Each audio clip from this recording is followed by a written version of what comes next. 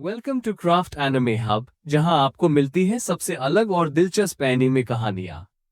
आज हम बात करने जा रहे हैं एक ऐसी नई सीरीज की जो हाल ही में रिलीज हुई है और जिसकी स्टोरी लाइन वाकई में बेहद शानदार है। ये कहानी है दो अलग अलग दुनियाओं की। दोनों ही वर्ल्ड्स में कल्ट्स का वजूद है, लेकिन फर्क ये है कि पहले वर्ल्ड में कल्ट्स पर कुछ हद तक कंट्रोल है, यानी उनकी एक लिमिट तय है। वहीं दूसरी दुनिया में कल्ट्स की कोई सीमा नहीं है। वे पूरी तरह से आजाद, खतरनाक और शायद अराजक भी। तो क्या होता है जब ये दो वर्ल्ड्स आपस में टकराते हैं? और इन कल्ट्स के बीच कौन जीतेगा, सिस्टम या अराजकता? इस वीडियो को अंत तक जरूर देखें, क्योंकि हम इस सीरीज की डीप स्टोरी, कैरेक्टर्स और ट्विस्ट्स को एक्सप्लोर करेंगे।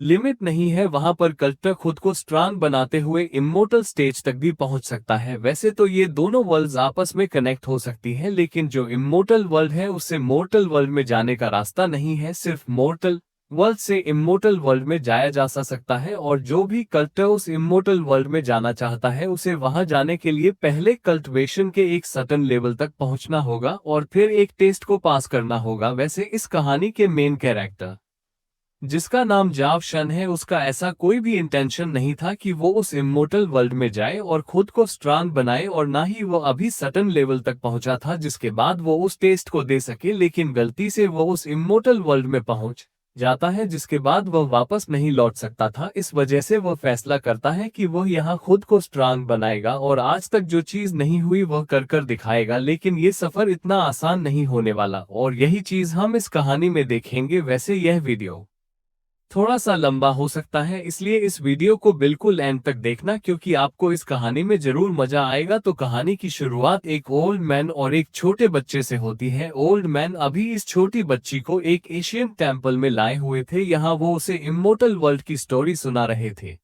वो उसे वहां की सारी जानकारी देते हैं, जिसे कि वहां जाने के लिए जिस सर्टेन लेवल तक पहुंचना होता है उस लेवल को निर्वाण रिलम कहा जाता है। जब कोई कल्टीवेटर निर्वाण रिलम में पहुंच जाता है तो वो हेवनली गेट्स को ओपन करवा सकता है। हेवनली गेट ही वो रास्ता है जो कि इस मोर्टल वर्ल्ड से किसी भी कल्टर को इमोर्टल वर्ल्ड तक ले जाते हैं। लेकिन इस दौरान उस कल्टर की सोल और साथ ही उसके माइंड दोनों ही बहुत ज्यादा कॉन्शियस और स्ट्रांग होने जरूरी है, वरना उसे रिजेक्ट कर दिया जाता है। अभी वो छोटी बच्ची ओल्ड मैन से पूछती है कि आप तो इतने ज्यादा ताकतवर हो, फिर आप कभी इमोर्टल वर्ल्ड क्यों नहीं गए? इस पर वो ओल्ड मैन कहते हैं कि उन्होंने कोशिश की थी लेकिन उन्हें रिजेक्ट कर दिया गया। हालांकि अब यह उनका ड्रीम है कि वो छोटी बच्ची वहां जाए। जो सुनकर वो छोटी बच्ची कहती है कि मैं पूरी मेहनत करूंगी और उस वर्ल्ड में जाकर दिखाऊंगी। उस छोटी बच्ची का नाम लानियो है। वैसे अब कहानी सीधा यहाँ से 10 साल बाद पर शिफ्ट होती है। लन्नेयो ने अपना प्रॉमिस पूरा किया और खुद को बहुत स्ट्रांग बनाया। इन 10 सालों में वो निर्वाण रिलम तक पहुंच चुकी है। अभी वो हेवनली गेट्स को ओपन कर कर इमोर्टल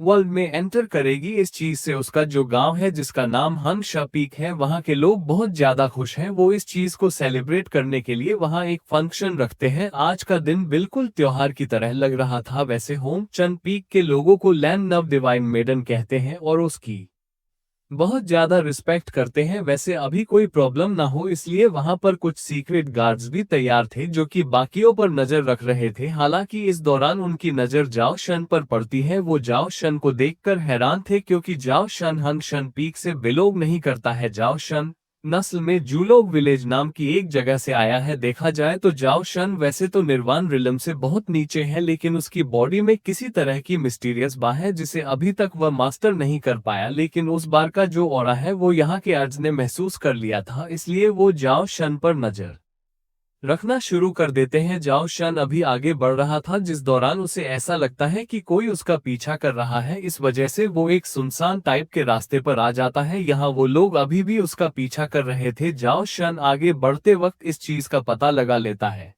कि असल में ये 7 लोग हैं। वैसे जाव शन असल में उस हेवनली गेट को ओपन होते हुए देखने के लिए आया था। वो यहाँ किसी भी तरह की प्रॉब्लम क्रिएट करने नहीं आया है, लेकिन ये लोग बाद में उस पर हमला करेंगे, इसलिए वो पहले ही इनसे कह देता है कि मैं तुम्हारी प्रिंसेस के बारे में जानता हूँ। अगर तुम सामने आकर बात सुलझाना चाहो तो हम शांति से बात कर सकते हैं। लेकिन इतना जानने के बाद उन 7 अर्ज ने जाव शन पर हमला करना शुरू कर दिया था। जाव शन उनके वेपन से बच जाता है और यहाँ पीछे आ जाता है। वो वेपन सीधा आकर कुछ बैम्बू से टकराते है और उनमें आग लग जाती है। अभी वो गार्ड्स कह रहे थे कि या तो तुम यहाँ से चले जाओ या फिर हमारा सामना करो। जाओ शन जानता था कि इनसे बात करने का कोई फायदा नहीं, इसलिए वो वहीं पड़ा एक जलता हुआ बैम्बू उठा लेता है और उनसे लड़ने के लिए तैयार हो जाता है। इसके बाद दोनों ही तरफ से लड़ाई होना शुरू हो चुकी थी। हालांकि सावश अकेला है लेकिन फिर भी वह यहाँ उन गार्ड्स को बहुत ही इजली हरा रहा था। जाओ शन और उन गार्ड्स का लेवल लगभग सेम ही है, लेकिन फिर भी जाओ शन उन पर भारी पड़ रहा है। वो बहुत ही स्पीड से सभी गार्ड्स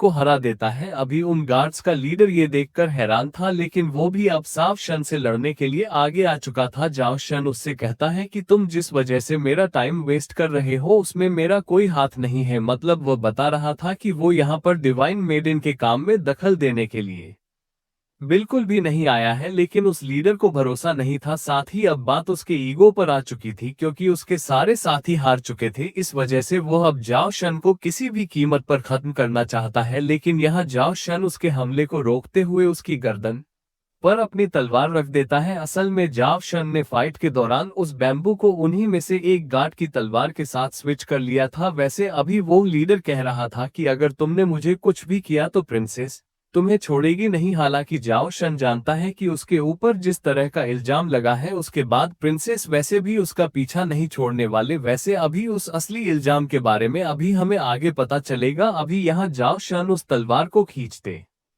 हुए उस लीडर को वहीं खत्म कर देता है। साथ ही बाकी गार्ड्स भी उसने मार दिए थे, इसलिए वो यहाँ से चुपचाप जाने लगता है। लेकिन इतने में ही उसकी तरफ कोई हमला करता है। ये प्रिंसेस की 4 मेडेंस थी। ये यहाँ जाव शन के करीब आते हुए जाव शन को बताती है कि प्रिंसेस उसे मिलने आ रही है, इसलिए उसे अपने घुटनों के बल आ जाना चाहिए। हालांकि जाव शन यहाँ से निकलना चाहता है क्योंकि वो और प्रॉब्लम में नहीं फंसना चाहता, इसलिए वो भागने की कोशिश करता है। लेकिन वह चारों मेडेंस उस पर अपने रिबन से हमला करते हुए उसे पकड़ लेती हैं और घुटनों के बल ले आती है। जिसके बाद वहां पर जाव इन की एंट्री होती है। यह वही लड़की है, यही लड़की इनकी प्रिंसेस है। बसेस जाओ शन भी जाओ लिन से कह रहा था कि मैं सिर्फ यहाँ पर हेवली गेट को ओपन होते हुए देखने आया था। मेरा ना ही उस लड़की की डेथ से कोई कनेक्शन है और ना ही यहाँ के किसी थ्रेड से कनेक्शन है। जाव शाह अभी किसी लड़की की बात कर रहा था। जाव शाह बताता है कि उस लड़की ने क्लिफ से कूद कर जान दी थी, या फिर अगर कोई भी रीजन है तो वो चीज जाव शन को नहीं पता, क्योंकि जाव शाह का उससे कोई भी कनेक्शन नहीं है। लेकिन जाओ लेन उस पर भरोसा नहीं करती। वो अपनी मेडेंस को ऑर्डर देती है कि उस लड़के को खत्म कर दो। हालांकि अब जब वो मेडेंस अपने रिबन्स को खींचने लगी थे तो जाव शन को मजबूरन अपनी पावर्स का इस्तेमाल करना पड़ता है। जाव शन की बॉडी के अंदर एक बहुत ही पावरफुल सील है जिसका वो अभी इस्तेमाल कर रहा था। इसकी मदद से वो अभी उन रिबन्स को काटते हुए हमला करना शुरू कर देता है। जो देख जलिन कहती है कि अच्छा तो तुम भी एक मार्शल आर्टिस्ट हो। हालांकि जलिन समझ चुकी थी कि उसकी मेडेंस यहाँ जाव शन को नहीं हरा सकती, इसलिए उसे ही आगे आकर फाइट करनी होगी। हालांकि तभी जशन उस पर हमला कर देता है। जाओ शन इस वक्त अपनी उसी स्पेशल टेक्निक का इस्तेमाल कर रहा था। उस टेक्निक को हेवली मेथड कहा जाता है, जिसमें जाव शन किसी तरह की हेवनली गोल्डन एनर्जी का इस्तेमाल करता है। वो इस एनर्जी को बैरियर ब्लेड सिस्टम कर सकता है। हालांकि यहाँ उन अटैक्स का अभी जाओ लिन पर कोई भी असर नहीं हो रहा था। वैसे तो यह एक हेवनली लेवल की टेक्निक है, लेकिन जाओ शन अभी इसके फुल पोटेंशियल को अनलॉक नहीं कर पाया है। इसी वजह से जाओ लेन उसके हर एक अटैक को रोकते हुए उसे पीछे हटा देती है और अपनी तलवार लेकर उस पर हमला कर देती है। जिसे रोकने के लिए जाओ शन उस गोल्डन एनर्जी से एक शील्ड क्रिएट करता है जिसकी कई सारी लेयर्स थी, लेकिन फिर भी वो लेयर्स अभी जलिन के हमले को नहीं रोक पा रही थी। इसलिए जाओ शन वहां से भागना ही सही समझता है। हालांकि ओली उसे भागने नहीं दे सकती, लेकिन वो यहाँ जा शन का पीछा करने लगी थी। वो यहाँ जाओ शन की स्पीड कम करने के लिए और उसे रोकने के लिए मल्टी कलर स्पॉट्स का इस्तेमाल करती हैं, जो कि सीधा जाओ शन की तरफ बढ़ रही थी। जाओ शन उनसे बचता है, लेकिन इस चीज से जाओ शन ये जरूर समझ चुका था कि इस तरह से वो शांति से उस हेवनली गेट को ओपन होता हुआ नहीं देख पाएगा। उसे यहीं रुककर पहले ओलिन को हराना होगा। इस वजह से वो रुक जाता है और अपनी उस गोल्डन एनर्जी को तैयार कर लेता है जाओ लिन पर हमला करने के लिए। हालांकि लिन भी पूरी तरह से तैयार थी। उसने अपनी तलवार आगे कर ली थी और हमला करने के लिए वो बढ़ चुकी थी। जाओ शन भी अपनी पूरी पार से उस पर हमला कर रहा था, लेकिन जालन की एनर्जी की वजह से जाओ शन का वो अटैक डिस्ट्रॉय हो जाता है, जिस वजह से वो तलवार जाओ शन को लगने वाली थी, यह तलवार डायरेक्ट उसके फेस पर हिट करती है, जिसका मतलब वो यहाँ पर मारा जाता है। लेकिन अचानक ही टाइम रुक जाता है। असल में अभी टाइम को लानियो ने रोका था, वो उन हेवेली गेट तक जाने वाली है। इस वजह से वो अपने हंग चनपीक को एक बार शांति से देखना चाहती थी, क्योंकि वह यहीं पर बड़ी हुई है, इसलिए उसे यहाँ के लोगों की याद आएगी। और यह बात वो जानती है कि इम्मोर्टल वर्ल्ड से वापस नहीं आ सकती। अभी सभी को देखते वक्त उसकी नजर वहां जश है और जलिन पर पड़ती है। वो नहीं चाहती कि जब वो जा रही हो तो यहाँ पर खून खराबा हो, इस वजह से वो जलिन की तलवार को थोड़ा सा मोड़ देती है, जिससे जाओ शाह बच जाए और इसके बाद वो वहां से चली जाती है। अब जैसे ही टाइम नॉर्मल होता है, यहाँ जाओ शाह नोलिन के हमले से बच चुका था। ये चीज पहले तो उन दोनों को समझ नहीं आती, लेकिन इस चीज को समझने का टाइम भी नहीं है, इसलिए जाओ शन तुरंत ही वहां से भागना शुरू कर देता है। इस तरफ हम देखते हैं कि लन वो अभी हैंगिंग टेम्पल की तरफ आ चुकी थी। यह एक बहुत ही पुराना टेम्पल है और यहीं वो हेवेली गेट्स ओपन होते हैं। वैसे अब यहाँ आकर लन उस प्रोसेस को शुरू करती है, जिसके बाद वहां हेवनली गेट्स अपीयर होते हैं। उन हेवनली गेट्स के पास यहाँ दो गार्ड्स भी थे जो कि लन नुओ का वेलकम कर रहे थे। साथ ही वहां उस गेट के अंदर से एक आवाज आती है, वो लन नुओ को उन सीढ़ियों को चढ़ने का कह रही थी, जो कि वहां सामने अपीयर हुई।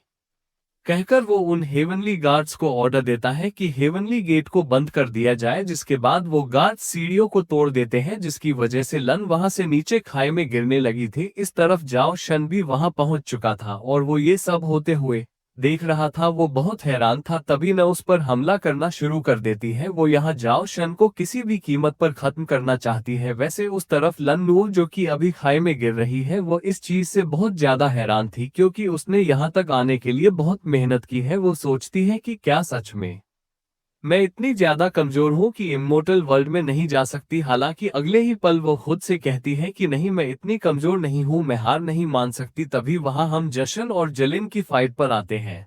वो लड़ते हुए यहाँ उस खाई के बिल्कुल कोने तक आ चुके थे और उन्हें पता भी नहीं चल पाता कि कब वो उस खाई में गिर गए। हालांकि जब वो नीचे गिर रहे थे, तभी उसी दौरान लैन्नू एक हेवनली बर्ड पर खड़ी होकर सीधा उस हेवनली गेट की तरफ बढ़ने लगती है। उसने वहां उस डिवाइन पार्क के डिसीजन को मानने से मना कर दिया था, क्योंकि वह किसी भी कीमत पर इम्मोर्टल वर्ल्ड में जाना चाहती है। वैसे तो वो डिवाइन भार यहाँ उन हेवनली गेट्स को ऑर्डर देता है लन्नुओं को रोकने के लिए, लेकिन वो गार्ड्स कुछ नहीं कर पाते, क्योंकि लन्नुओं ने एक के हमले में उन दोनों को डिस्ट्रॉय कर दिया था। अभी लन्नो जब उस हेवनली गेट में एंटर कर रही थी, तो यहाँ उसकी जो एनर्जी है वो नीचे की चीजों को भी ऊपर की तरफ खींच रही थी और वह हेवनली गेट बंद हो रहा था। यह एनर्जी जाओ शन और जाओ लिन को भी वहां उस हेवनली गेट के अंदर खींच ले जाती है। वैसे इस रास्ते के बीच जाओ शन अभी अपनी फैमिली को याद कर रहा था और फैमिली के साथ साथ यहाँ रोश नाम की एक लड़की को याद करता है, जिससे वह बहुत ज्यादा प्यार करता है, लेकिन वह उसकी मौत वर्ल्ड की दोस्त थी और अब वो इम्मोर्टल वर्ल्ड में एंटर कर रहा है। जाओ शन सोच रहा था कि शायद अब वो फिर से उससे कभी नहीं मिल पाएगा। हालांकि अब वो इम्मोर्टल वर्ल्ड में आकर गिरता है। यहाँ